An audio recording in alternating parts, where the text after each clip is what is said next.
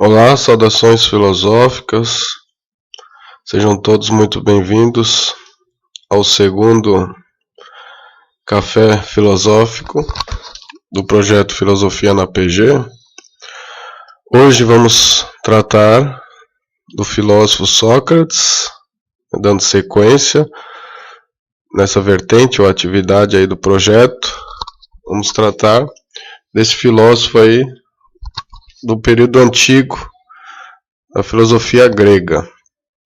Antes de iniciarmos, falar um pouquinho sobre o projeto Filosofia na PG, principalmente para aqueles que estão vendo esse vídeo, e não tenham visto os outros, para saberem do que se trata, basicamente, o projeto Filosofia na PG.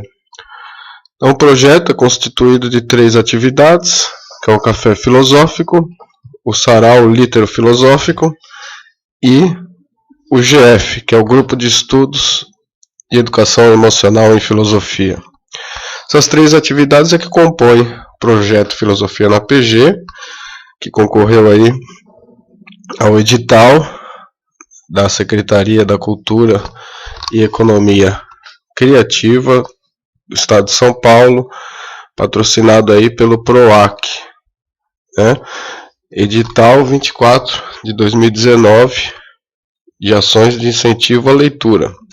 Então, a finalidade dessas atividades, das 3, é o resgate do pensamento filosófico, da memória filosófica e também aí o incentivo à leitura. O café filosófico é composto por 10 eventos. Já fizemos o primeiro mês passado com o Pitágoras. Vamos dar sequência com o segundo café filosófico agora, tratando do Sócrates. E teremos aí mais 8 filósofos no decorrer do evento. O sarau litero filosófico é composto também por 10 eventos. Já tratamos no mês passado, no primeiro, de um diário do ano da peste, de Daniel Defoe. E esse mês vamos tratar de 100 dias entre céu e mar, do escritor aí, autor brasileiro Amir Klink. E o GF, que é um pouco mais reduzido, são 8 eventos, vai começar no mês que vem, o primeiro desses eventos, e a gente vai falar sobre o vazio existencial. E no decorrer desses eventos vamos também tratar da depressão e de outros temas aí bastante atuais da educação emocional.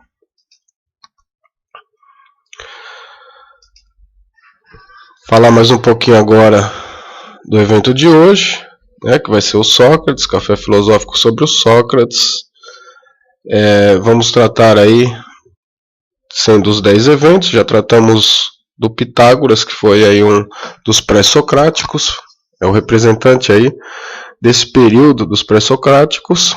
Hoje vamos trabalhar o Sócrates, que é o representante, um dos representantes, porque teremos o Platão posteriormente, da filosofia aí designada por antropológica ou sistemática, esse período conhecido aí do pensamento grego.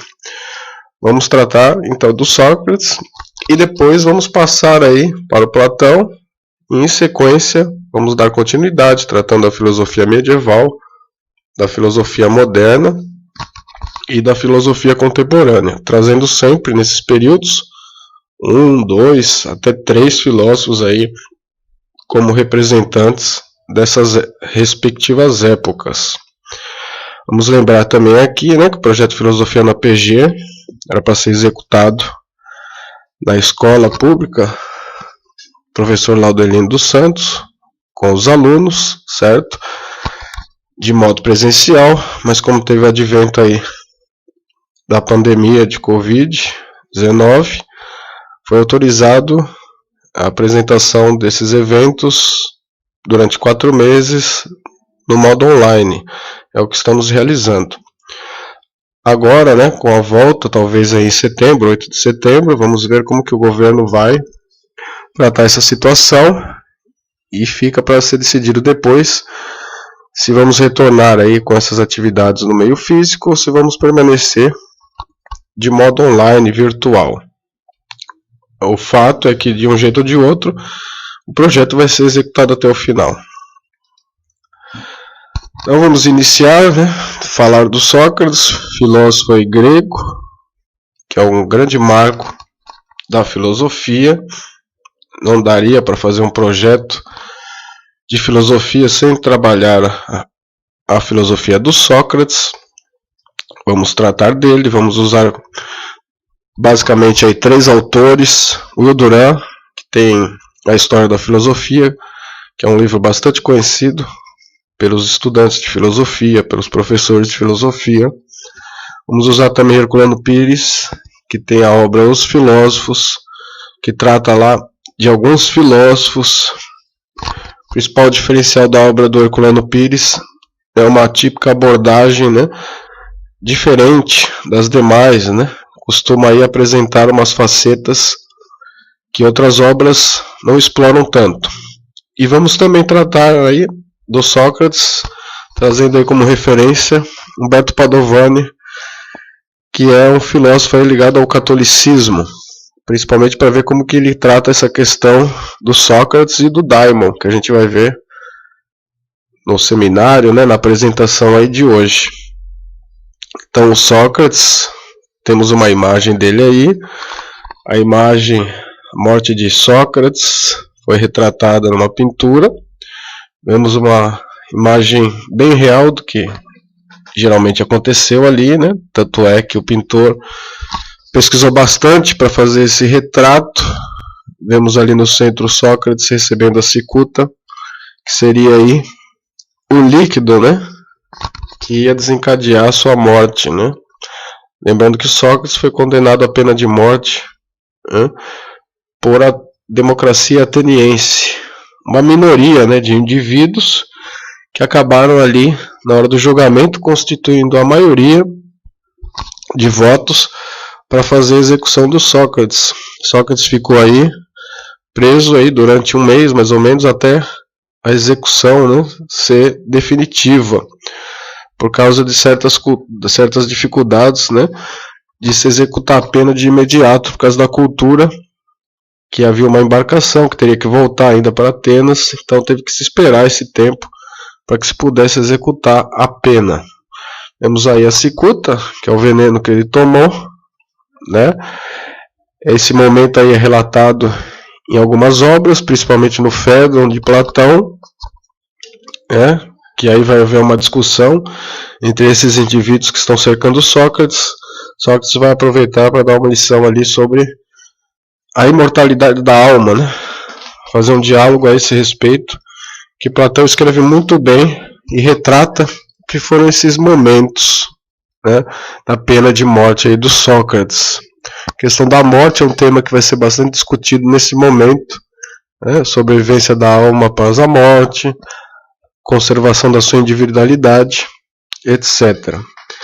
Sócrates, né, viveu aí mais ou menos de 470 a 469 a.C. a 399 a.C. Temos aí os séculos 5 e 4 a.C. envolvido nessas atividades, né, socráticas. Então a morte de Sócrates é uma pintura interessante que retrata essa fase final aí da vida de Sócrates. Vamos tratar dele usando aqueles 3 autores que nós citamos agora há pouco: Will Durant, José Herculano Pires e Umberto Padovani. Fizemos uma mescla, vamos tratar dos 3.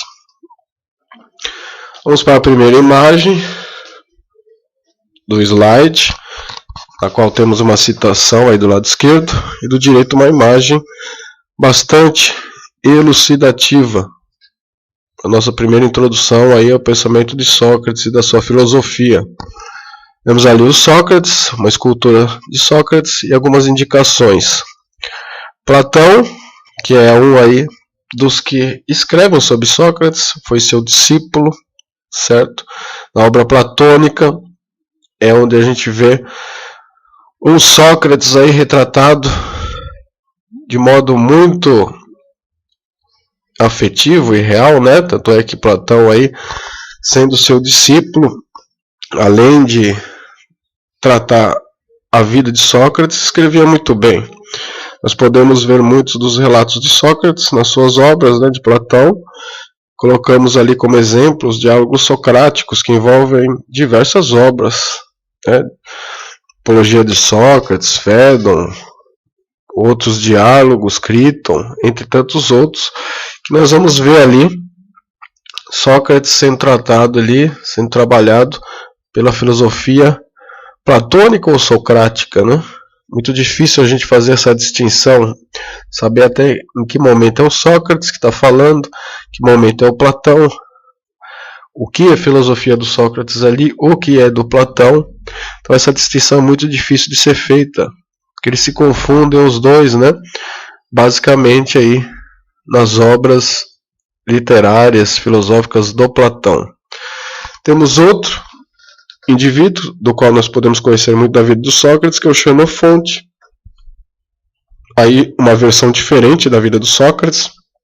Com o Platão temos aí um discípulo falando do mestre, e o Xenofonte, um indivíduo aí que praticamente faz uma obra histórica sobre o Sócrates, certo? Um pouco mais superficial que a do Platão, né?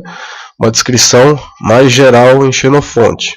Temos exemplos ali, ditos memoráveis de Sócrates, né? Ditos e feitos memoráveis de Sócrates, podemos encontrar ali Xenofonte relatando a vida de Sócrates. E o Banquete é outra obra aí que podemos apreciar também para entender o pensamento de Sócrates. Logo abaixo temos Aristófanes, que era um indivíduo aí que promovia sátiras teatrais na Grécia, fazia sátiras de alguns indivíduos, e Sócrates acabou sendo objeto de alguma dessas sátiras. As nuvens, né? É a sátira aí que vai tirar sarro, né, de Sócrates, vamos dizer assim. Nós já vamos comentar algo a respeito, mas Aristófanes confunde Sócrates como se fosse outro sofista, né? Essa obra aí, que satiriza Sócrates, foi realizada aí cerca de 24 anos antes da sua execução, antes da execução de Sócrates. Então não teve tanta influência assim nessa execução, na qual ali participaram 3 indivíduos gregos, né? Lincoln, Meleto e Anito. Mas não podemos aí associar essa obra, essa sátira de Aristófanes, como uma das que desencadeou a execução socrática. Mas a partir dessa sátira de Aristófanes, nós podemos conhecer também um pouco ali do Sócrates, fazer algumas associações com o que vemos relatado tanto em Platão como em Xenofonte. Então não deixa de ser uma fonte também de consulta para todos nós que estudamos a filosofia de Sócrates. E ali no fim, Aristóteles, que acaba comentando, né, a obra de Sócrates, como comentou de outros pré-socráticos, e de certo modo, né, nós podemos também ter um contato aí com a filosofia socrática. Platão seria aí uma escola socrática maior, né? Podemos também incluir Aristóteles, de modo que ele acaba comentando a filosofia de Sócrates, e nós vamos ver no nosso estudo de hoje também algumas escolas socráticas menores, né? Não menos importantes, mas menores do ponto de vista aí do que foi feito por Platão, por exemplo. Então, basicamente, nessa imagem nós podemos aí ter uma noção de como podemos estudar o pensamento de Sócrates, por Platão, Xenofonte e Aristófanes, além de Aristóteles de modo um pouco mais indireto. Vamos ver uma citação de José Herculano Pires sobre Sócrates, que é diferente basicamente das demais, propõe um novo tipo de reflexão. Antes de irmos a ela, vamos lembrar, como eu disse, Aristófanes chegou a confundir Sócrates com mais um elemento da categoria aí dos sofistas, como se fosse mais um desses sofistas. Então, nessa obra aí de Aristófanes, As Nuvens, ele vai dizer lá, Sócrates e a sua loja de filosofia, né? E vender verdades aí que não podem ser comprovadas, de passar como verdade muitas mentiras. Então, mais ou menos assim que ele se refere a Sócrates, dizendo que Sócrates tinha uma loja de filosofia. Então ele acaba confundindo Sócrates com mais um dos sofistas, certo? Isso dá base para essa citação que nós vamos comentar. Além de outros historiadores aí da filosofia que chegam a falar que Sócrates, né, tinha aí mesmo praticamente o mesmo interesse, a mesma ideia que os sofistas, só que ele trata essa questão do homem, né, a análise do homem, de modo diferente. E essa diferença a gente vai começar a perceber no decorrer dos slides, por exemplo. Sofistas não tinham preocupação em elaborar uma moral, né, criar aí uma filosofia moral, e que Sócrates acaba fundando essa filosofia moral com os seus ensinos. Então, baseado nesses estudos, principalmente aí na posição de Aristófanes sobre Sócrates ser até confundido, né, como ele vai relatar ali, ele parece que confunde Sócrates com os sofistas. Nós vamos para a citação para poder compreender melhor. Seria Sócrates uma oposição aos sofistas? Um elemento diferente que se opõe aos sofistas, como muitos dos livros de filosofia nos apresentam? Ou seria apenas um continuador da ideia dos sofistas, que de certo modo rompeu, né, aprofundou algumas questões? Então vamos ver a citação. Primeiramente eu vou fazer uma leitura integral, para depois nós partirmos para uma leitura filosófica, vamos dizer assim, né, provocando as reflexões.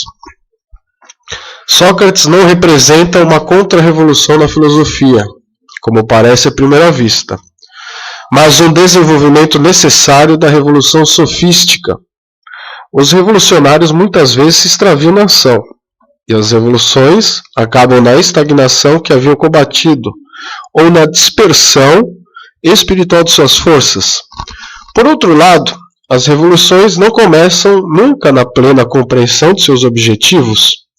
Estes vão se delineando aos poucos, na proporção da marcha, e não raro vão ser mais bem percebidos por espíritos libertos da ortodoxia revolucionária.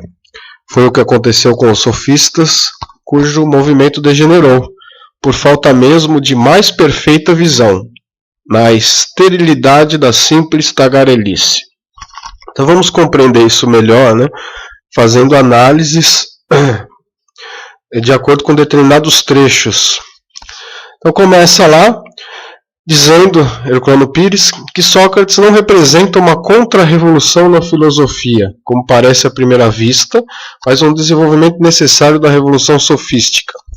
Então, ao contrário da maioria dos historiadores e filósofos, né, que colocam aí em suas obras que Sócrates promovia, né, uma contra-revolução contra a categoria dos sofistas, para Herculano Pires, baseado no que diz Aristófanes e outros historiadores e filósofos, vai dizer que, na verdade, Sócrates não representa essa contra-revolução, né? Porque os sofistas, de certo modo, foram revolucionários em relação aí aos pré-socráticos. Os pré-socráticos buscavam ali um elemento primordial. A partir do momento que aparece a categoria dos sofistas, o elemento, né, é dispensado e se volta aí o foco da filosofia para o homem, certo? Então Sócrates seria aí uma contra-revolução para os historiadores, porque observa o homem, né, de maneira diversa, com interesses diversos do que os sofistas. Mas para Herculano Pires, como eu disse, baseado em Aristófanes e outros filósofos e historiadores, isso seria apenas uma continuação daquela primeira revolução dos sofistas em relação aos pré-socráticos, que, de acordo com a visão de Herculano Pires, os sofistas não perceberam tanto onde teriam que chegar com essa revolução. Apenas Sócrates vai conquistar, né, conseguir levar a cabo essa revolução de modo integral. Os revolucionários muitas vezes se extraviam na ação, e as revoluções acabam na estagnação que haviam combatido, ou na dispersão espiritual de suas forças. que Herculano Pires comenta, né, que os revolucionários, aí no caso seriam os sofistas, que provocaram uma revolução contra os pré-socráticos, mudaram um pouco aí a filosofia, mas se extraviaram aí na sua ação, né, e acabaram na estagnação, acabaram não se aprofundando em questões que nós vamos ver Sócrates fazendo, né, como a questão da moral, que é toda uma moral criada aí da filosofia de Sócrates, a questão de Sócrates usar a introspecção, né, para aprofundar a psicologia humana, né, qual seria a essência do homem, né, a questão da alma também vai ser muito tratada na filosofia de Sócrates. Por outro lado, as revoluções não começam nunca na plena compreensão de seus objetivos. Estes vão se delineando aos poucos, na proporção da marcha, e não raro vão ser mais bem percebidos por espíritos libertos da ortodoxia revolucionária. Então Sócrates aí seria esse indivíduo que vai perceber melhor os objetivos da revolução, promovida ali pelos sofistas em relação aos pré-socráticos. Sai um pouco dessa ortodoxia, porque os sofistas perante os pré-socráticos foram bastante ortodoxos, que mudaram aí totalmente, praticamente, o objeto de análise. E talvez não tenham percebido que não apenas essa mudança do pensamento grego era importante, mas aprofundar essa mudança, conhecer aí, por exemplo, o que anima o homem, o que seria a prática da virtude, essas questões aí não apareciam nos sofistas. Estavam preocupados aí com o ensinamento da retórica, buscavam ali os indivíduos ricos de Atenas, como hoje muitos homens aí, muita juventude procura mulheres famosas, os sofistas procuravam os jovens ricos, que ali era a fonte do seu ganho monetário, vamos dizer assim. Foi o que aconteceu com os sofistas, cujo movimento degenerou, por falta mesmo de mais perfeita visão inicial, na esterilidade da simples tagarelice. Então é uma crítica de Herculano Pires em relação aos sofistas, que ficavam muito na fala, usavam um pouco aí a prática, ficavam muito na periferia, na superfície das questões e não se aprofundavam, como Sócrates fez, por exemplo, com o seu método, criando aí um método socrático, promovendo aí o parto das ideias. Então, basicamente, essa é a crítica que Herculano faz sobre o pensamento aí de Sócrates, a sua filosofia, relacionada com os sofistas e, indiretamente, também com os pré-socráticos. A seguir, passamos para mais um slide, no qual coloquei algumas imagens do filme do Sócrates, o diretor aí Roberto Rossellini, italiano, muito conhecido aí nos meios da filosofia, porque promoveu, elaborou aí 4 filmes tratando de filósofos. Tem esse filme de Sócrates, tem também o filme de Blaise Pascal, tem também o de Santo Agostinho e tem mais um outro, tratando da filosofia de René Descartes. Nós vamos trabalhar também a questão de René Descartes aí comparando com Sócrates. Então, Descartes, Blaise Pascal, Sócrates e Santo Agostinho foram os filósofos aí tratados, muito bem pelo Roberto Rossellini. Coloquei aí a imagem aí do filme, muito próximo aí do que foi a vida de Sócrates, baseado ali nas obras de Platão. Então vemos ali Sócrates no seu julgamento e ao lado direito Sócrates acompanhado daqueles jovens que começaram aí a gostar do método, do tipo de abordagem de Sócrates, da sua filosofia. Então temos aí no cinema, na arte, uma aproximação muito interessante do que teria sido a vida de Sócrates na Grécia Antiga. Do lado esquerdo, fiz apenas algumas anotações. Vamos lembrar aí que Platão e Alcibíades, juntamente com Antístenes, Aristipo e tantos outros indivíduos, muito próximo do que acontece ali na imagem direita, cercavam Sócrates. Nós podemos dizer aí, e eu fiz uma separação meio que ideológica, das ligações aí desses indivíduos com alguns tipos de pensamentos sociais, né, e até políticos. Então, por exemplo, Platão e Alcibíades estão muito próximos aí do que nós hoje caracterizamos, a maioria caracteriza por aristocratas. Então, Platão era um indivíduo ali da elite de Atenas, discípulo de Sócrates, né? Acompanhava Sócrates, e Alcibíades também era mais um indivíduo aristocrata. Então, podemos dizer que esses dois indivíduos tinham uma tendência, uma inclinação aí ao pensamento puramente da aristocracia. Vamos lembrar que a aristocracia em grego é o governo dos melhores. Essa palavra está muito corrompida hoje em dia, né? Nós acabamos associando aí a aristocracia com a oligarquia, muitas vezes, que é uma forma aí degenerada, corrompida de aristocracia. Não devemos ter medo aí das palavras, devemos usá-las na sua essência, mas muitos aí têm medo de dizer que são aristocratas, vamos dizer assim, né? Por causa do tom pejorativo que esse termo carrega aí, foi levado durante todos esses anos um tom pejorativo sobre ele. Mas aristocracia quer dizer governo dos melhores, e é isso que Platão vai defender na República, uma aristocracia das almas, não uma aristocracia materialista, como muitos confundem. Então ele vai dizer lá, vamos tratar disso também no próximo evento, mas apenas adiantando, ele vai dizer lá, na reunião das suas obras, tanto em leis como em A República, que nós temos que resolver primeiro um problema aí psicológico, para depois resolvermos um problema político, para chegarmos à resolução do problema ético. Então, essa aristocracia da alma é o que vai ser enfrentado aí por Platão quando ele trabalhar a questão aí dos 3 tipos de alma. Então, na verdade, ele faz a divisão ali da alma intelectual, da alma emocional e da alma ali mais carregada de instintos, e vai dizer, basicamente, defendendo a sofocracia, que o governo das cidades, da polis, tem que ser feito aí pelos cidadãos que têm essa alma intelectual. Então, nesse sentido, ele promove aí, defende uma aristocracia da alma. Alcibíades, do mesmo jeito, era um aristocrata. Embora não conheçamos aí muito bem o pensamento dele, mas estava muito próximo de Sócrates.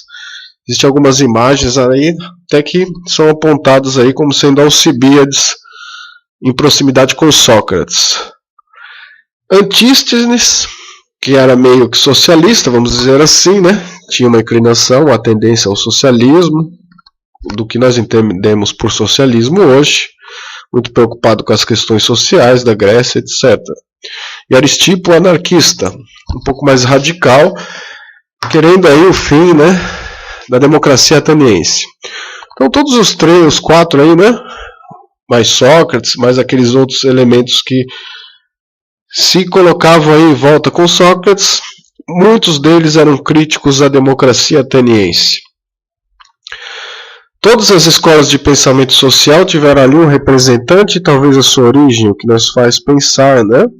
Que talvez todas essas ideias sociais e políticas tenham a sua origem ali nos grupos que acompanhavam Sócrates. Temos ali vários representantes desses tipos de ideias que se desenvolveram hoje. Mas vale lembrar que Sócrates não criou aí uma filosofia política, né, dado a sua distância das questões políticas. Sócrates achava que funcionaria melhor, né, que colaboraria melhor com a comunidade, com a sua civilização, atuando como atuou, não se envolvendo em cargos políticos. E também Sócrates aí teve um distanciamento doméstico também.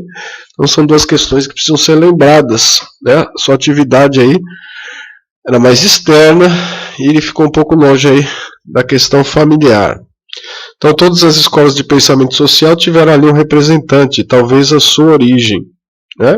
Que nos faz pensar hoje do que muitos dos posicionamentos políticos podem ter sua origem ali naqueles grupos que acompanhavam Sócrates. A seguir, vamos para um slide aí, né? Muito interessante, temos duas imagens, uma de Sócrates ali, acompanhada ali do seu daimon, do seu demônio, vamos dizer assim, no qual ele se refere várias vezes em suas obras. Em Platão nós vemos muito isso, a referência aí ao daimon. Duas imagens, a de cima, que ele está acompanhado aí do anjo, ou demônio, né, vamos dizer assim, o termo aí grego, e abaixo também uma pintura na qual aparece Sócrates e esse daimon. Então Sócrates tinha esse daimon, relatava, né, conversava com os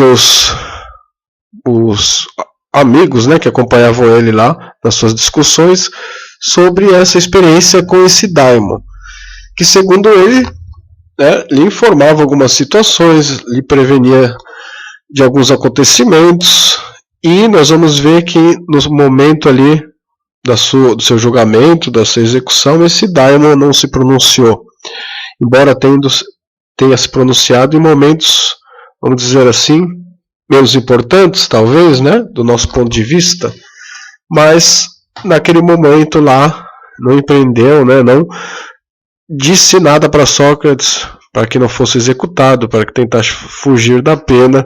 Vamos lembrar que na hora da execução de Sócrates, alguns daqueles do seu grupo tentaram corromper os guardas, né, para que ele fugisse, e Sócrates dá uma lição ali também dizendo de que não, de que ficaria ali, porque ali talvez fosse um bem, né, para ele ficar ali e ser executado, em razão desse demônio, desse bom gênio aí não ter se manifestado.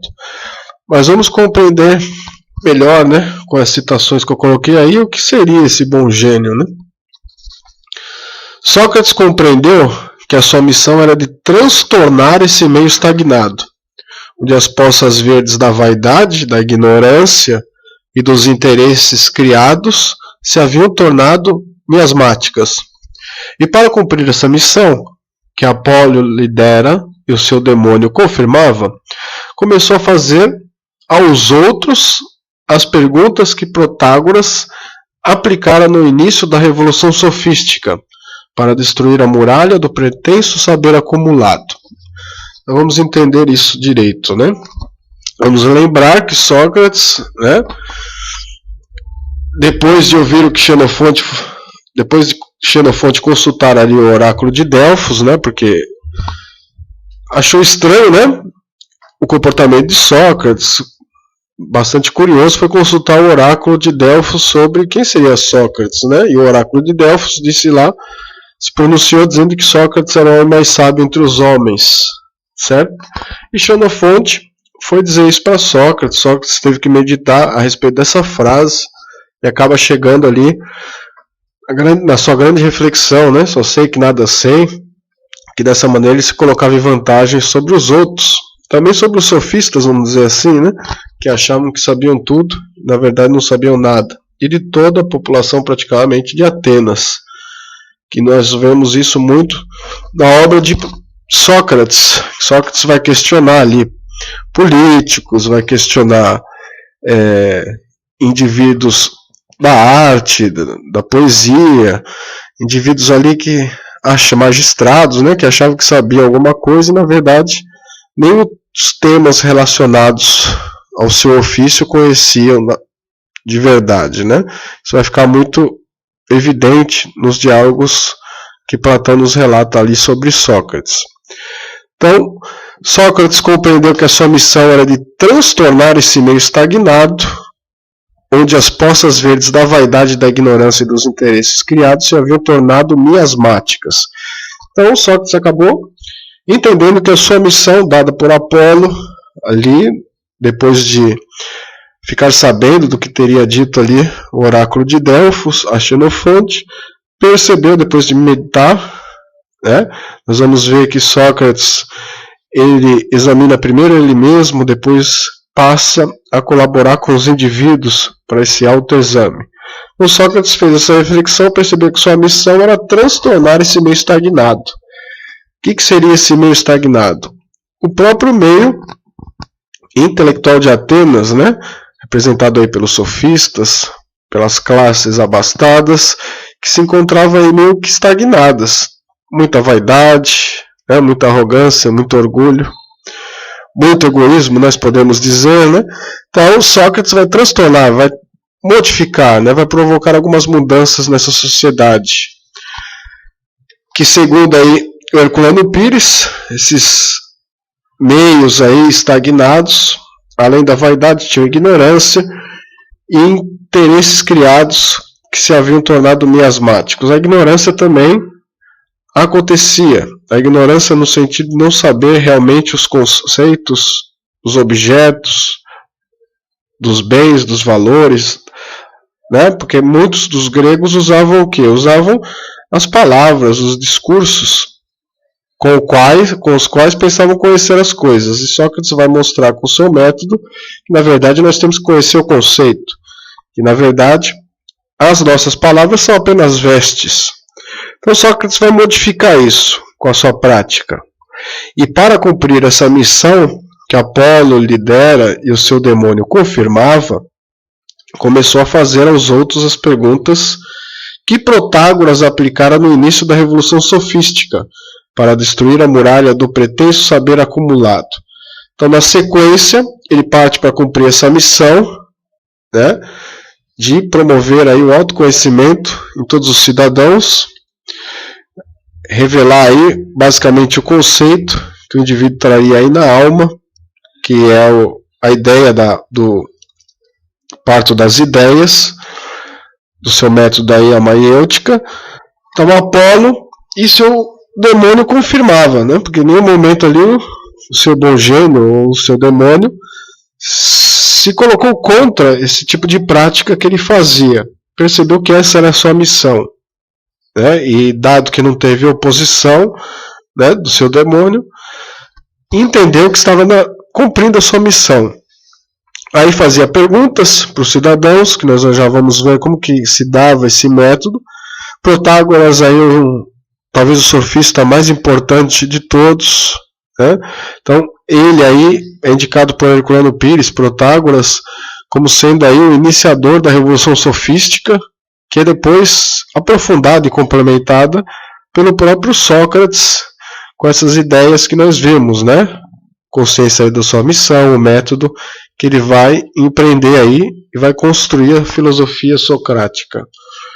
Então esse muro, né? Essa muralha do saber acumulado vai começar a cair por terra.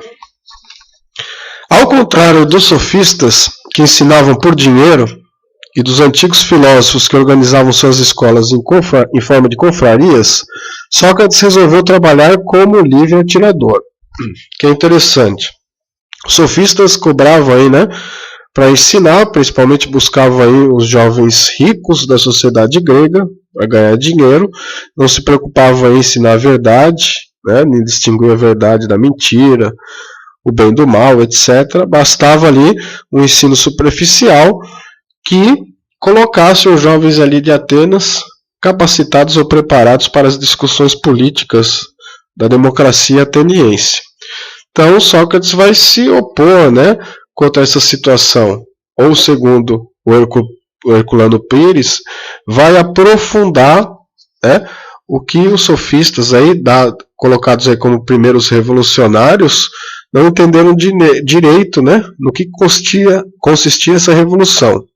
Então temos aí contemplado as duas visões. A visão aí que coloca Sócrates como sendo um opositor dos sofistas e a outra como um complementador da Revolução Sofística. Então, Sócrates, de modo diferente, né, do que alguns filósofos que formavam escolas, seus discípulos vão basicamente fazer isso, né? Platão ali com a academia e Aristóteles com o Liceu vão criar aí confrarias, certo? E os demais filósofos de todos os outros períodos geralmente formam escolas. Sócrates não vai fazer isso, né? Não fez isso. E também, como os sofistas não cobravam, né? Dava aí um ensino, uma educação gratuita, vamos dizer assim. Sofistas seriam muito próximos de hoje do que nós entendemos aí por advogados e professores, uma mescla desses dois ofícios. Por quê? Porque na Grécia Antiga eles acabavam defendendo aí, né, ajudando na defesa daquelas pessoas que fossem julgadas. Então cumpriam aí basicamente o que faz o advogado hoje. E cobravam pelo seu ensino também, né? Então nós vamos ver aí que em certo momento a posição aí do professor em relação aos sofistas, como que ficaria, né? Seria muito parecida? Vamos ver ali no final do trecho. Então, o Sócrates, segundo essa ideia, vai acabar aí, né, se nós não fizermos a interpretação correta, sendo colocado aí até como um contra-revolucionário, aí, um reacionário em relação aos professores, né, um opositor dos professores. Seria isso? Não, nós vamos ver que, bastando fazer a interpretação correta, Sócrates não era aí um reacionário, né? Vamos seguir para compreender isso melhor. Então, só resumindo, o Sócrates aí se diferenciava dos filósofos que criavam escolas e dos sofistas que cobravam pelo seu ensino. Não se filiou a nenhuma corrente filosófica, não fundou escola nem pretendeu cobrar coisa alguma pelo seu ensino. Não fosse a missão especial de que estava investido, poderíamos hoje acusá-lo de reacionário, de inimigo da honrada e malsinada classe dos professores. Então, vemos aí que a ideia aí, né, a vontade talvez do demônio, do bom gênio de Sócrates, ou da missão que Sócrates atribuía aí, que foi dada por Apolo, né, talvez seriam aí os fatores que nos colocam, né, numa interpretação de perceber que Sócrates não foi um aí reacionário, inimigo aí, do que hoje entendemos pela classe dos professores, porque os professores cobram para dar aula, né? Então, já que Sócrates fazia isso gratuitamente, seria aí, muitos entendem uma afronta aos professores? Não. Na verdade, ele colocava aí uma ética. Nós vamos ver que é revelado na existência socrática aí uma ética, oriunda aí da revelação. Então vai se desenvolver toda uma ética baseada na racionalidade, e interessante é que isso vem de modo a constituir uma revelação, algo, né, de entidades aí extrafísicas que vão formar uma ética. E Sócrates vai apenas praticar isso, vai apenas colocar isso em prática. Então não seria basicamente apenas uma ideia dele, né? Ele estava aí sendo influenciado também pelo seu daimon, pelo seu bom gênio. Dessa forma, não podemos aí colocar Sócrates como um reacionário à classe dos professores que cobram para ensinar, já que Sócrates não cobrava. Na verdade, Sócrates praticava aí uma ética oriunda da revelação. Seguindo, vamos agora, talvez aí a citação mais importante atribuída a Sócrates. Só sei que nada sei, e o fato de saber isso me coloca em vantagem sobre aqueles que acham que sabem alguma coisa. Isso é a resposta aí praticamente filosófica que Sócrates obteve depois de perceber a sua missão, depois de fazer reflexões sobre isso. Então Sócrates vai reconhecer a própria ignorância, diferentemente da classe e da categoria e dos ofícios lá que aconteciam na Grécia, né, das diversas classes sociais, das diversas categorias profissionais. Sócrates vai se distinguir disso, vai se distinguir também dos sofistas que achavam que sabia alguma coisa, né, vai se distinguir dos políticos, dos poetas, dos magistrados, que achavam que conheciam, né, as ideias ou o próprio conceito do que tratavam, mas na verdade tinham apenas uma opinião, uma dosha, vamos dizer assim, né? Dosha em grego seria a opinião. Então Sócrates, com o seu método, vai acabar, né, gerando ódio em muitos indivíduos que não vão gostar desse método socrático que colocava lá esses indivíduos, alguns passando até vergonha, né, vamos dizer assim, ou tendo que reconhecer a sua ignorância e não querendo fazer. Então o método socrático consiste basicamente no conceito e na ironia, que vai ser concretizada aí na maiêutica, que é o nome do método socrático. Então Sócrates usava o conceito. Como eu disse anteriormente, o conceito é a ideia nua, né? Sem as vestes aí da palavra, sem os adornos, sem aquelas colocações que nós usamos para florear os discursos. Então, o conceito é o que está por detrás da ideia. Então, Sócrates fazia isso, né? Nas suas discussões, nos seus diálogos. Procurava aí fazer o seu interlocutor perceber o próprio conceito por detrás das ideias, das palavras. A ironia era um método aí, também uma parte do método que Sócrates usava, né? Sócrates usava uma posição aí, usava o método da maiêutica, mas tinha certa ironia na sua discussão, nas suas conversas. Às vezes aparecia ali para o seu interlocutor que Sócrates compartilhava ali da ignorância do indivíduo, mas Sócrates sabia, né, que tinha que usar esse tipo de ironia para chegar e finalizar o método da maiêutica.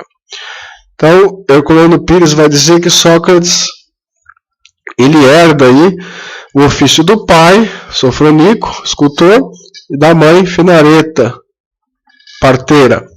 Sócrates vai nos ensinar também, né? Porque além dele herdar, ele transcende esses ofícios, tanto do pai como da mãe. Mostra aí para nós, né, a importância da tradição familiar, mas mostra também a importância do progresso, a importância de transcender alguns conceitos, algumas culturas que nós herdamos de nossas famílias.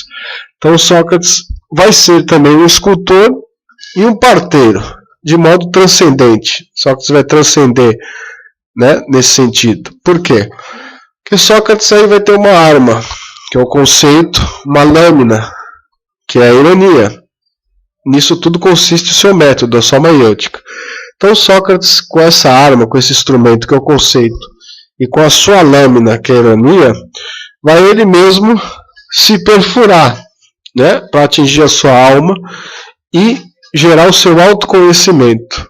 Tanto é que ele vai chegar nessa frase do reconhecimento da própria ignorância. E vai fazer isso mesmo com os outros, que era parte da sua missão. Vai usar esse instrumento, o conceito, e essa lâmina, essa ironia, para perfurar os indivíduos. Então, do mesmo jeito que ele, com esse instrumento, ele se investigou, ele se esculpiu, ele vai acabar esculpindo a alma de muitos cidadãos da Grécia, né? Principalmente rei de Platão, vamos dizer assim.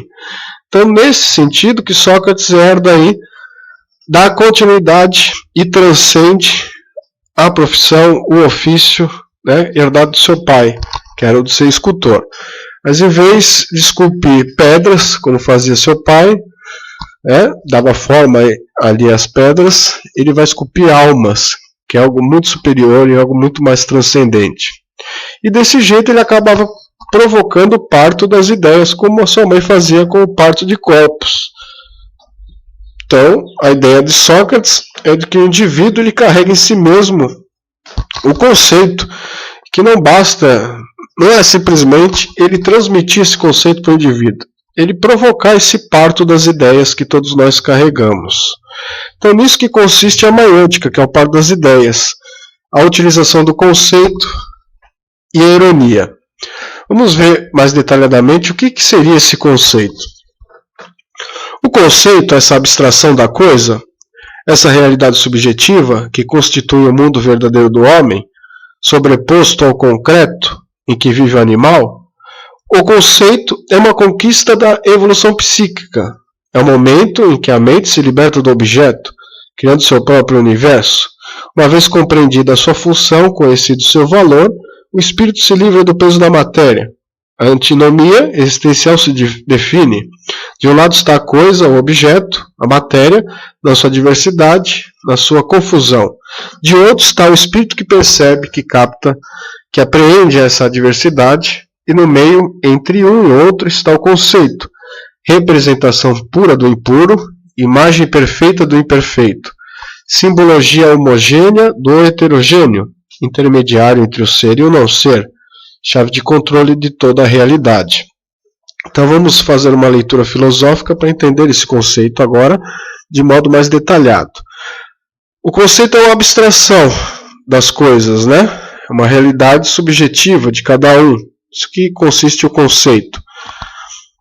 É, na verdade, o verdadeiro homem, né? O verdadeiro constitui o mundo do homem. Cada um em si tem o seu mundo, cria o seu próprio conceito, sobreposto ao concreto, né? Que paira sobre o concreto, em que vive o animal. Então o animal ele não tem essa capacidade de conceituar, né? Vivo dizendo aí de uma das competências essenciais da filosofia, que é o rigor conceitual, né? Então o homem tem essa capacidade de usar o conceito. Só que o conceito é o elemento aí, a substância que está por detrás das nossas palavras, da nossa doxa, das nossas opiniões. Sócrates, com o seu método, fazia o indivíduo perceber isso. Conceito, vai dizer lá Herculano Pires, é uma conquista da evolução psíquica, do progresso, da evolução aí da própria natureza humana. É o momento que a mente se liberta do objeto, criando seu próprio universo. Uma vez compreendida a sua função, estabelecido o seu valor, o espírito se liberta do peso da matéria. Começa a conhecer as coisas de modo mais inteligível, vamos dizer assim, né? Para dizer aí dos termos, a usar os termos do Platão. A antinomia existente se define. De um lado está a coisa, o objeto, a matéria na sua diversidade, na sua confusão. De outro está o espírito que percebe, que capta, que aprende essa diversidade com o conceito. E no meio, entre um e outro, está o conceito, representação pura do impuro, imagem perfeita do perfeito. Então, nesse exemplo, nós percebemos o quê? De um lado está a coisa, o objeto, e do outro lado oposto está o indivíduo, o espírito, né? No meio estaria o conceito. Só que o conceito ele parte do espírito. O espírito promove o conceito. Então, a partir do momento que ele emite um conceito, esse conceito se caracteriza entre ele e o objeto. É o intermediário aí entre a coisa e o objeto. Nós vamos ver alguns filósofos mais para frente, por exemplo em Bergson, que vai ser tratado aqui, que nós temos duas maneiras de conhecer, que o conceito na verdade seria apenas uma dessas, a outra seria a intuição, certo? Então todas os nossos conflitos aí religiosos, filosóficos, científicos, as nossas contradições, segundo Bergson, derivam disso, dos nossos diferentes conceitos sobre a coisa. Então Sócrates inicia aí a ideia do conceito, que depois vai ser aprimorado aí por Bergson, dizendo que não é apenas o conceito, né? Nós temos que levar em consideração a intuição, que essa sim capta a realidade das coisas. Então o conceito seria uma forma intermediária, que não deixa, né, de partir também do espírito, vamos dizer assim, certo? Mas que não é ainda uma intuição, uma maneira mais límpida de se ver a verdade, se podemos usar esse termo, né? Mas essa ideia do conceito é muito importante aí na Grécia e vai ser desenvolvida pelo Bergson, como eu falei, né, com uma outra visão de filosofia. Para finalizar esse trecho, no meio, entre um e outro, está o conceito, representação pura do impuro, imagem perfeita do imperfeito, simbologia homogênea do heterogêneo, intermediário entre o ser e o não ser, chave de controle de toda a realidade. Então, também não podemos esquecer que aí está um pouco da ideia da dialética, né, que nós vamos ver em Hegel, em Marx, porque do mesmo jeito aí, que do lado você tem uma antinomia, você tem o objeto e o sujeito do conhecimento. Então, é como se nós disséssemos assim, você tem a tese e a antítese, ali no pensamento de Hegel. E no meio, a síntese seria o conceito. Então, da discussão do Sócrates com seus interlocutores, desse conflito entre opostos, vamos dizer assim, porque Sócrates reconhecia sua ignorância e o indivíduo não, vamos chegar no conceito, que é algo mais exato e mais real do tema ou do assunto do que se estava tratando, do valor, né? Vamos dizer assim. Então não podemos deixar de perceber também o início aí, talvez, da dialética. Seguindo, temos uma imagem de um cérebro e a glândula pineal, já vamos ver a sua importância. Vamos primeiro à citação. Aquela minha voz habitual do demônio, em todos os tempos passados, me era sempre frequente. e se opunha ainda nos mais pequeninos casos, cada vez que fosse para fazer alguma coisa que não estivesse muito bem. Ora, aconteceram-me estas coisas, que vós mesmos estáis vendo, e que de certo alguns julgariam e considerariam o extremo dos males. Pois bem, o sinal do Deus não se me opôs, nem esta manhã ao sair de casa, nem quando vim aqui, ao tribunal, nem durante todo o discurso. Em todo este processo não se opôs uma só vez, nem ao ato, nem a palavra alguma. Qual suponho que seja a causa? Eu vou-lhe direi. Em verdade, este meu caso pode ser um bem, e estamos longe de julgar retamente os que pensam que a morte é um mal. E disso tem uma grande prova, que por muito menos o signo habitual, o meu demônio, se meteria oposto, se não fosse para fazer coisa de bem. Então vamos entender melhor essa situação, né, essa citação que eu cheguei a falar lá atrás, né, que o demônio do Sócrates não se opunha, né, a determinados acontecimentos, e segundo Sócrates, em acontecimentos menores, tinha essa intervenção. Aquela minha voz habitual do demônio, em todos os tempos passados, me era sempre frequente, sempre acompanhava ele, né? Sempre indicava qual era o sentido melhor para as decisões socráticas, e se opunha ainda nos mais pequeninos casos, em casos de menos importância, cada vez que fosse para fazer alguma coisa que não estivesse muito bem. Então aí o relato de Sócrates de que esse demônio, esse bom gênio, fazia intervenções com regularidade. Ora, aconteceram-me estas coisas. Que coisas são estas? Que vós mesmos estáis vendo. Processo de julgamento, né? Sócrates foi acusado ali de corromper a juventude, de promover ali outras divindades que não as gregas, e por essas acusações foi levado ao tribunal. E ele está se defendendo ali no tribunal, sem o uso aí dos sofistas, ele mesmo quis se defender, mesmo a Xantipa, sua esposa, querendo que ele usasse um desses defensores, mas não, ele quis ele mesmo se defender. Então ele está lá se defendendo no tribunal, que para muitos daqueles espectadores seria o quê? Uma coisa importantíssima, mas segundo Sócrates, o demônio ali, o bom gênio, não se impôs, não se colocou, então não deveria ter tanta importância assim para o futuro socrático aquele acontecimento, né? Não no sentido de que nós pensamos, né, de que deveria ter uma intervenção ali, porque ele estava prestes a ser condenado à pena de morte, a morrer, que talvez não seria tão mal assim. Ao sair de casa, nem quando vinha aqui ao tribunal, nem durante todo o discurso, em todo este processo não se opôs uma só vez, nem ao ato, nem a palavra alguma. Silêncio total, né, do demônio, do bom gênio nesse sentido. Quando nós falamos em demônios, devemos lembrar que no grego, né, demônio é bom gênio. Nós vimos aí, durante a história da filosofia, a própria história dos acontecimentos, que a teologia vai deturpar um pouco desse termo, né? Então nós temos aí muito associado à ideia de demônio, a entidades aí do mal, né? A interferências maléficas, mas não era assim na Grécia, né? Na Grécia, o termo daimônio, né? Era associado aí a ser um bom gênio, né? Tanto é que nós vimos lá nas artes, nas representações, uma figura ali não diabólica, mas até simpática, vamos dizer assim. Qual suponho que seja a causa? Eu vou lhe direi. Em verdade, este meu caso pode ser um bem. Estamos longe de julgar retamente os que pensam que a morte é o mal. Então ele colocando aí a possibilidade do próprio julgamento e da sua própria pena de morte ser um bem para ele, para a alma dele, né? E disso tem uma grande prova, que por muito menos o signo habitual, o meu demônio, se meteria oposto, se não fosse para fazer alguma coisa de bem.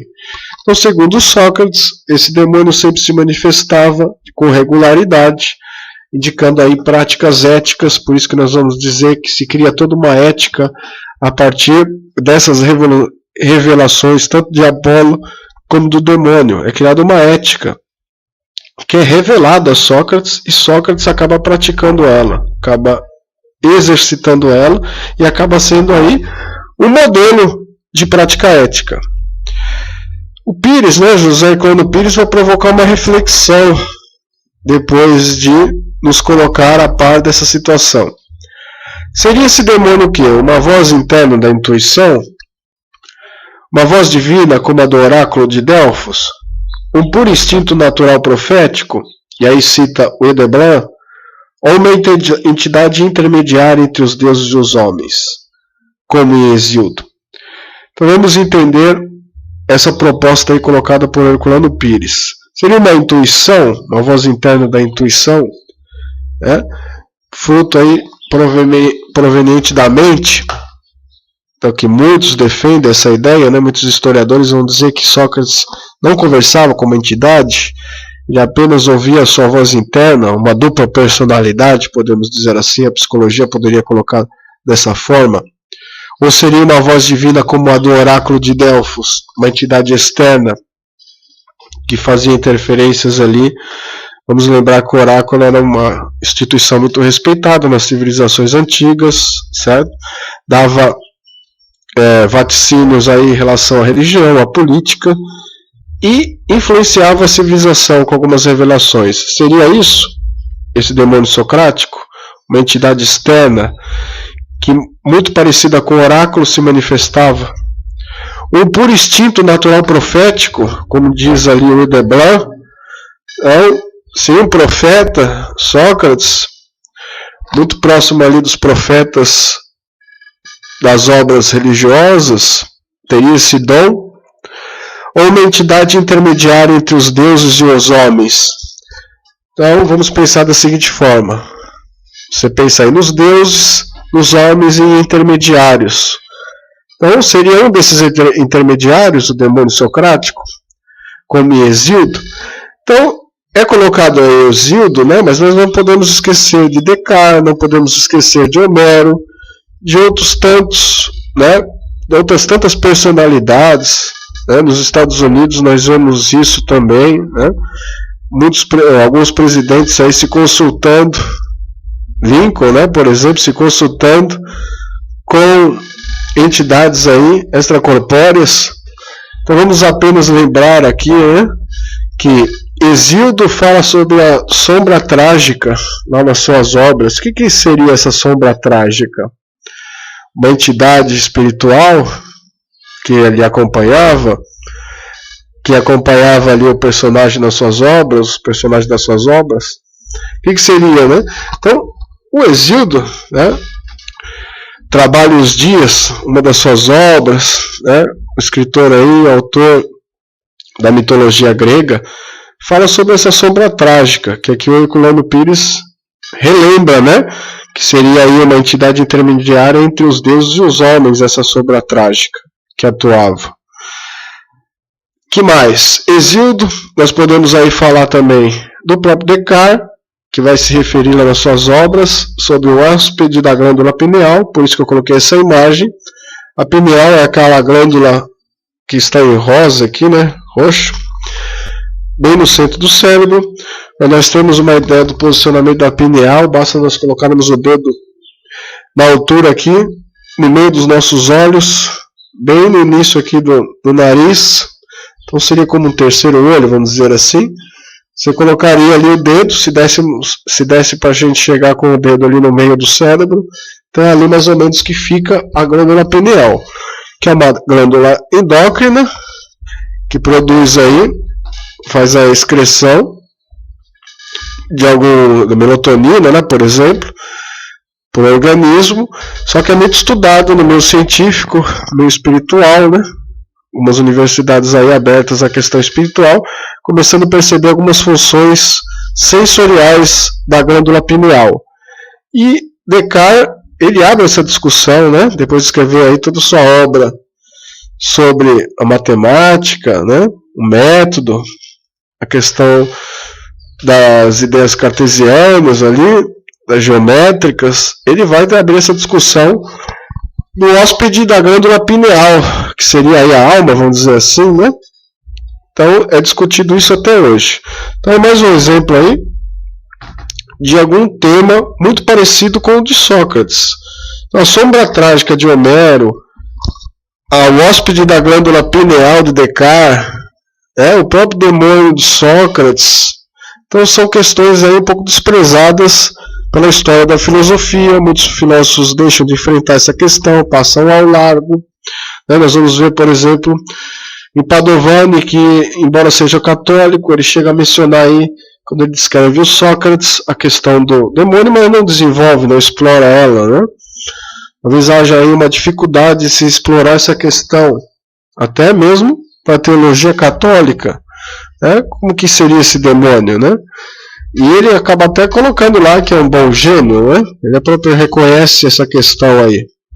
Então, procura não se desenvolver tanto nesse sentido, né? Que teria muito conflito aí com a questão teológica católica. Então, o que seria esse demônio? Uma voz interna? Uma voz divina como a do oráculo de Delfos? Um puro instinto natural, como diz lá Hildebrandt? Uma entidade intermediária entre os deuses e o homem, como Hesíodo? Então eu coloco em aberto essa questão, ou a própria ali do Descartes, né? O hóspede da glândula pineal. Então, negando ou reconhecendo uma dessas ideias, nós não podemos dispensar e entender que essas manifestações, seja ela de que forma se deu, ela criou uma ética, que eu denomino aí uma ética oriunda de uma revelação. Então, Sócrates, ele cria uma prática ética, associando aí a ética ao pensamento racional. E essa ética vem de uma fonte, de revelação, certo? Cada um de nós, pode entender essas situações aqui, usando aí seu raciocínio, o que seria esse demônio? Uma voz interna da intuição, como vão explicar aí os psicólogos, uma dupla personalidade que se manifestava em Sócrates, uma voz divina como a do oráculo, uma entidade extrafísica, um instinto natural profético, como tinham os profetas, de prever algumas situações, ou uma entidade intermediária entre os deuses e o homem. O que seria esse daimon? Então, não podemos deixar de reconhecer o que? É a prática de uma ética, que vem aí de modo revelado. Não é uma criação puramente socrática. Nós vemos aí que a intervenção desse demônio, desse bom gênio, tem que ser levada em consideração. Então vamos finalizar a ideia de Sócrates, depois de nós vermos ali um pouquinho do pensamento de Herculano Pires, do Hildurã, lá no início dos slides. Vamos encerrar com o Padovani. Padovani, nas suas obras, tem algo muito interessante, que é esse resumo de ideias que ele coloca no final, de cada tema de que ele trata, e que nos dá uma visão geral para a compreensão aí da sequência de qualquer tipo de pensamento ou de filosofia. Então, de maneira bem sintética, eu coloquei aí as ideias gerais de tudo que nós estudamos até agora. Então, citando aí o Padovani sobre Sócrates, a vida de Sócrates, na verdade, teria algo que impressiona, que é notável, que é introduzido aí na filosofia grega, que é a questão da introspecção, que é uma própria postura filosófica. Então é uma postura que o filósofo tem que ter, esses momentos de introspecção. Sócrates tinha muito isso. Tanto é que vai fazer o parto das suas próprias ideias, vai se autoesculpir, vai promover o autoconhecimento em si mesmo, a partir de uma postura de introspecção, de investigação das suas próprias ideias, dos seus próprios preconceitos, para chegar aí à sabedoria, ao conceito, na linguagem socrática. Uma personalidade socrática. Então a personalidade socrática nós vimos muito nos relatos aí. O que seria? Na personalidade socrática nós encontramos o quê? Essa questão da voz divina interna, do gênio ou do demônio. Então essa personalidade socrática não pode ser separada dessa voz divina interna, do gênio ou do demônio. O que acontece muito, Se analisa o Sócrates, se fala sobre o Sócrates, se percebe essa questão da sua vida associada aí ao gênio ou ao demônio, só que não se explora, não se desenvolve isso. Tanto é que nesse projeto nós resolvemos, na hora de tratar do Sócrates, desenvolver essa questão que é pouco desenvolvida em outros autores. Então, muito da personalidade do Sócrates não pode ser desassociada dessa ideia da voz divina, do gênio ou do demônio. O que nos dá a entender o quê? Que há um ingrediente aí, há uma ideia de revelação da própria filosofia socrática. Não era uma coisa que Sócrates só tirava dele. Há algo de revelador, algo que nós temos que prestar atenção nessa situação. A gnoseologia, lembrando que a gnose, a gnoseologia aí seria uma área da filosofia que é a teoria do conhecimento geral. Então a gnoseologia, qual que seria essa teoria de conhecimento geral do Sócrates? Coloquei aí em sequência, de forma detalhada, como se manifestava na prática, essa gnoseologia. Então Sócrates partia da ironia, conversava ali com o seu interlocutor,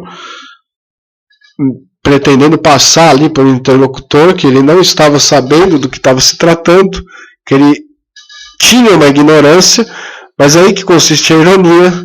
Sócrates ali conversando com o seu interlocutor deixava transparecer ali que ele ignorava a situação, mas ele sabia que na verdade o seu próprio interlocutor também ignorava a situação que era tratada, embora, ao contrário dele, o seu interlocutor ali afirmasse que conhecia o objeto de análise, o valor ali que estavam tratando, o assunto, etc. Então essa ironia fica muito clara nessa situação. Sócrates reconhecia a sua ignorância e tentava aí, fazer o outro perceber essa situação.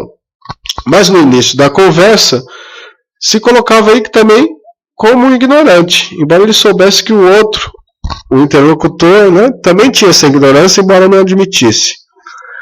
Dessa ignorância chegávamos ali a maiêutica, que é o parto das ideias. Com muita dificuldade, Sócrates acabava às vezes conseguindo fazer com que o seu interlocutor conseguisse chegar na maiêutica, no seu parto próprio de ideias. Depois disso tudo, acontecia ali, nós vemos muito isso nos diálogos, a introspecção, quando o indivíduo ele é afetado aí pela ironia socrática, certo? Ele tem o seu próprio parto de ideia. Ele começa a perceber que há algo de errado. Começa aí uma introspecção. Por meio da introspecção, que é um monólogo íntimo, ele vai chegar aí, se for bem intencionado, no reconhecimento da própria ignorância. E depois partiria, reconhecendo essa própria ignorância, para a indução. Começar a perceber, a indução aí no pensamento racional seria o quê? Começar a inquirir, vamos dizer assim, parte de si de um objeto e de indícios desse objeto. Então, por exemplo, se há uma discussão lá sobre justiça e se percebeu, depois da ignorância, que a justiça tem algumas características, a partir dessas características nós conseguimos induzir as outras. Ou, por exemplo, quando nós tratamos do atributo de Deus, certo? Se ele é todo perfeito, a perfeição consiste no quê? Eu tenho indícios do que é a perfeição. É a bondade, é a misericórdia, é a onipresença, ponto. Estou fazendo um raciocínio indutivo. E aí chegaríamos à definição. Então aí está, em sequência, a gnoseologia, a teoria do conhecimento. Então a filosofia socrática vai nos ensinar uma teoria de conhecimento, que seria o quê?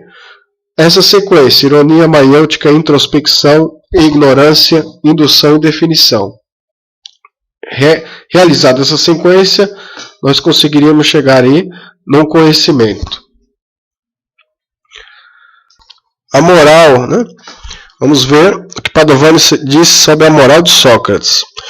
Na verdade, o Sócrates é o fundador da moral, E ele vai se distinguir dos sofistas e vai se caracterizar aí como um complementador, aquele que aprofunda a revolução sofística, na visão ali do Herculano Pires, em vez de ser um opositor, por causa da sua moral, né? Por causa de ser um fundador da moral.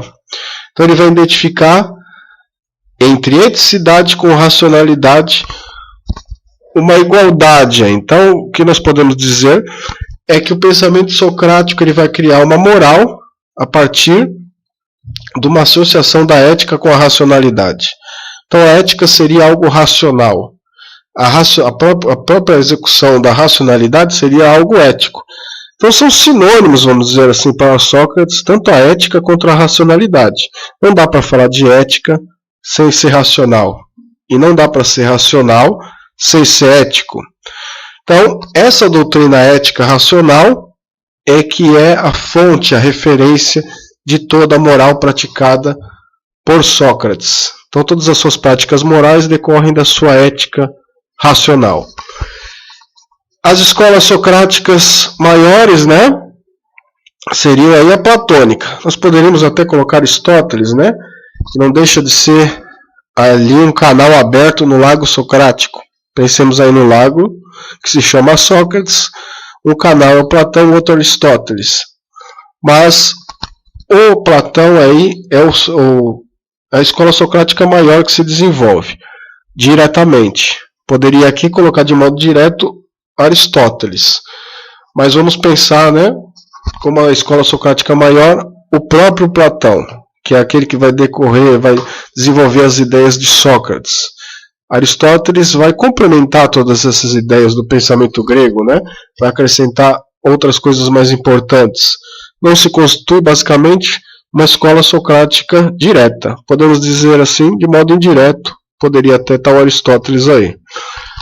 Escolas socráticas menores: Mégara, Elis, Cínica, que aí aparece a figura do Diógenes, lá do barril, que vai contestar ali Alexandre o Grande, né? Vai ter um diálogo ali muito interessante com Alexandre o Grande.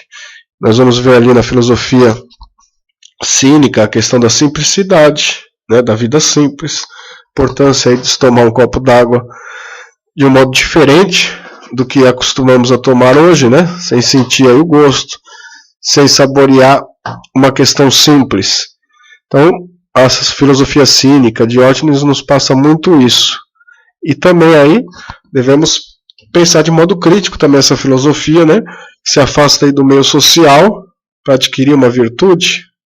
O que seria essa ideia de se afastar da sociedade? Seria uma prática ética legal, essa de se afastar da sociedade para desenvolver a virtude? Não seria aí o individualismo, o desenvolvimento aí de uma questão egoística?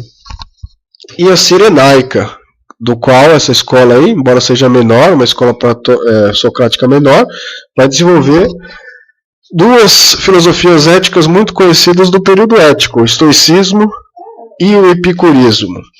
Então, dessa forma, nós temos aí uma síntese, segundo Padovani, do pensamento socrático, da sua vida, da gnosologia, por ele implantada, da moral, e a escola socrática maior, que é citada aí, e as menores. Dessa forma, nós encerramos a atividade de hoje. Vamos lembrar aí as referências: a História da Filosofia, com Eudorã, História da Filosofia, com Humberto Padovani, e Herculano Pires aí com a obra Os Filósofos. Então agradecemos a todos nos termos acompanhado aí mais esse segundo café filosófico, do qual tratamos do Sócrates. Próximo evento vamos tratar do Platão, né? Vamos ver a questão política de Platão, a questão aí, a solução para o problema psicológico, problema ético, que vai ser um filósofo aí também tratado aí no período antropológico sistemático. Para encerrar, convido também a todos entre a próxima semana, né, 10 ou 15 dias, vou vir aí com o segundo sarau lítero filosófico, tratado 100 dias entre terra e mar, obra do Amir Klink, no sarau aí lítero filosófico, que vai ser ainda este mês.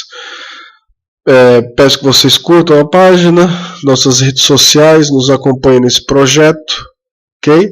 A intenção é, depois desse projeto ainda, para a sequência, né, apresentar aí alguns filósofos africanos, orientais, né? Não encerrarmos apenas com a execução do projeto patrocinado, mas depois permanecermos, introduzirmos aí a questão da filosofia feminina também, que é muito importante, e darmos sequência nesses estudos sobre os filósofos e o resgate da memória filosófica. Até a próxima. Obrigado por terem acompanhado.